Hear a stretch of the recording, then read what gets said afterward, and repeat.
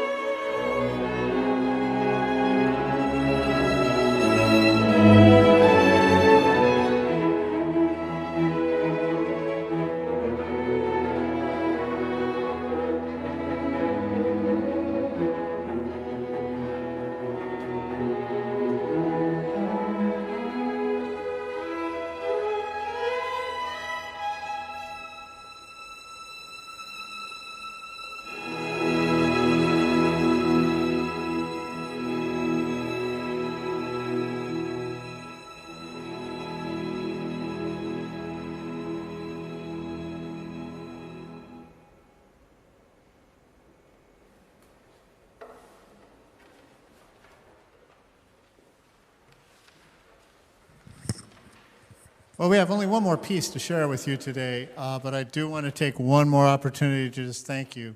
Thank you all for joining us this afternoon. I know for a fact that every single person here on the stage really appreciates your sharing this afternoon and this music with us today.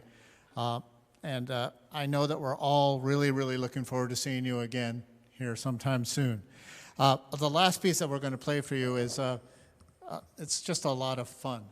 I know it's not all that fun to practice sometimes because it's got some fair difficulties. If you know something about Aaron Copland's music, you know that he doesn't save the second violins, in other words. I mean, he just writes hard music for everybody.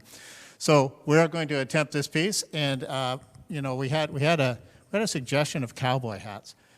You know, I guess we should have thought of something in advance. We are wearing our designer masks, though, if you can see. Some of us have those on. But that's as festive as we're going to get for this last piece. This is the Hoedown from a piece called Rodeo by Aaron Copland. Enjoy, God bless you, and we really, really hope that we're going to see you soon.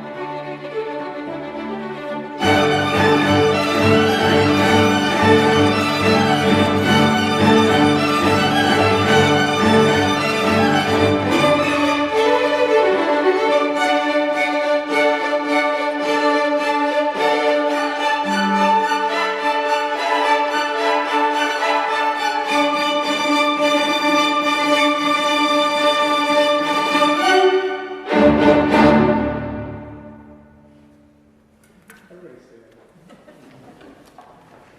it.